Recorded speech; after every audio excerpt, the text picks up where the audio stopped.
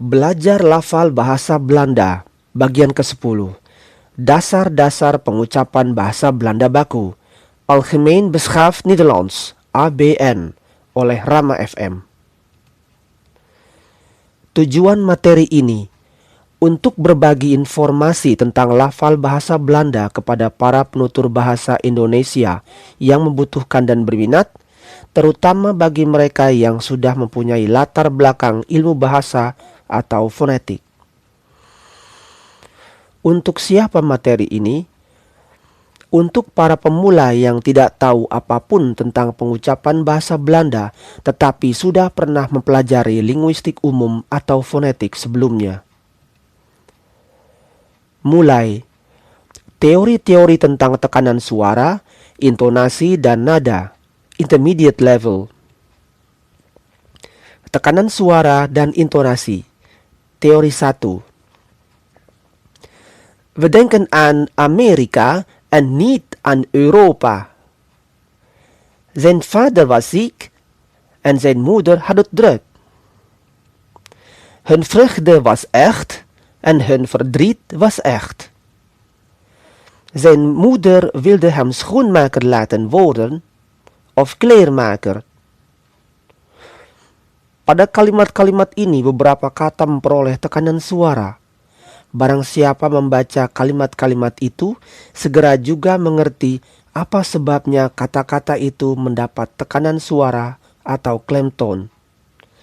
Syarat atau regel. Kata-kata di dalam sebuah kalimat yang berlawanan mendapat tekanan suara. Tekanan suara dan intonasi. Teori 2. Ken je daar een voorbeeld van? Artinya sama dengan, ik wil een voorbeeld horen, niet iets anders.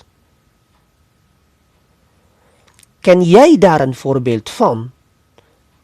Artinya sama dengan, ik wil dat voorbeeld van jou horen, niet van iemand anders. Ken je daar een ander voorbeeld van? Artinya sama dengan, ik wil niet het voorbeeld horen dat je me gaf, maar een ander. Ze deden lang met hun schoenen. Artinya sama dengan, niet kort. Hij betaalde de schoenmaker veel. Artinya sama dengan, niet weinig. Hij probeerde het zelf te doen. Artinya sama dengan, niet een ander. Syarat. Kata dalam kalimat yang dapat dipandang sebagai berlawanan artinya dengan kata lain yang tiada disebut beroleh tekanan suara. Tekanan suara dan intonasi. Teori 3. Hij werd later rijk en beroemd. Hans vond het heerlijk. Toen Hans wat groter werd, mocht hij naar school. Hij kon hem niet veel betalen. Kata-kata yang beroleh aksen di dalam kalimat-kalimat ini tiada menyatakan lawan. Kata-kata itu ialah kata-kata yang terpenting di dalam kalimat-kalimat itu. Syarat. Kata yang terpenting di dalam suatu kalimat beroleh tekanan suara. Tekanan suara dan intonasi. Teori 4. Het huisje had witte muren en een rood dak. Hij woonde in een klein kamertje van een laag huis. De muren hingen vol met gekleurde platen. Hij was een jongen uit een arme familie. In Odense woonde de arme schoenmaker Andersen. Kata-kata witte dan muren, keduanya mendapat aksen. Begitu pula rood dan dak, klein dan kamertje, laag dan huis. Aksen meliputi terbagi atas kedua kata-kata itu. Kata-kata ini pun tiada menyatakan arti lawan. Syarat: kalau kata sifat dan kata benda berdampingan dan orang tiada bermaksud menyatakan pengertian berlawanan, aksen meliputi kedua kata itu. Perhatikan syarat itu baik-baik karena banyak orang menyalahi syarat itu.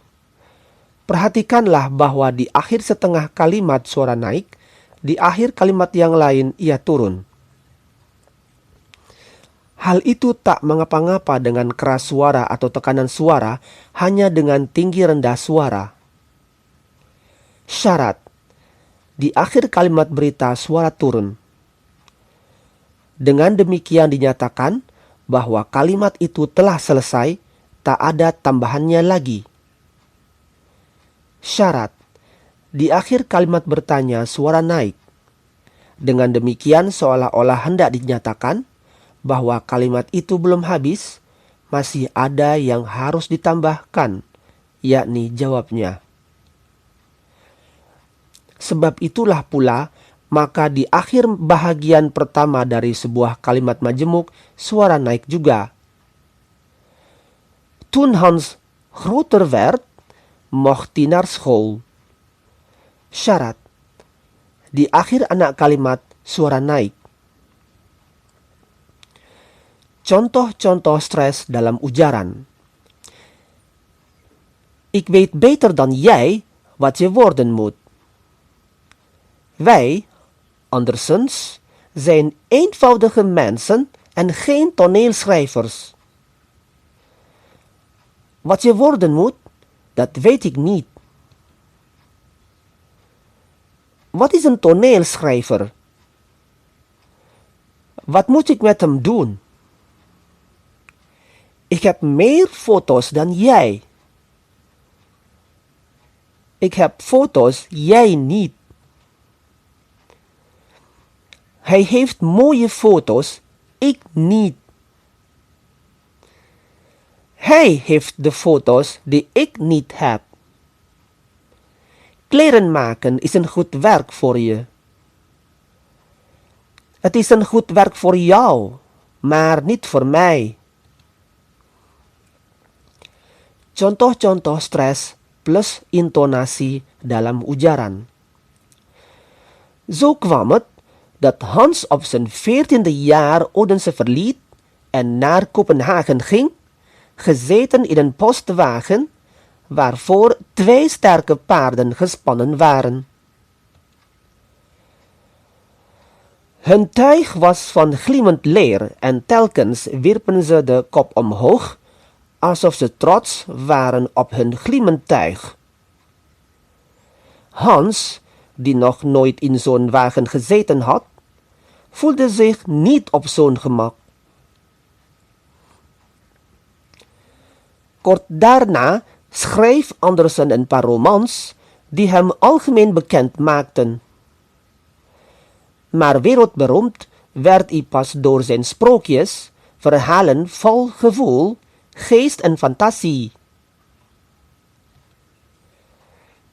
Hij had nu een grote kring van vrienden, van wie vele buiten de stad woonden, op het land. Deze vroegen hem vaak te logeren, en als hij zich daar bevond, in de stilte van de natuur, bedacht hij het ene verhaal na het andere, verhalen vol wonderlijke figuren. Wie van Yogyakarta de weg naar Magelang volgt en in de buurt van Muntilan een zijweg neemt naar het westen, komt al gauw aan het kleine plaatsje Mendut.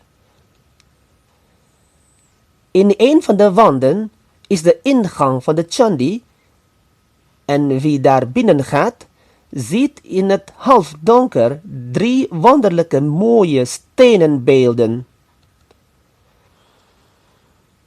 En als men de brug van de rivier de Progo overgaat en een smalle, maar mooie weg volgt met aan beide zijden hoge bomen, ziet men tussen hoge bergruggen een heuvel oprijzen, die de indruk maakt van een sprookje. Nada, rendah dan tinggi. Daar hoorde ik Gods stem, zo zei hij. Kom eens hier, zei vader. Hij droomde over de nood die zij lieden. Want, zei hij, in kinderen is de liefde het grootst. Je moet hard lopen als je naar school gaat. Syarat, bahagian kalimat yang terpenting disebut dengan suara yang lebih tinggi dari bahagian yang lain.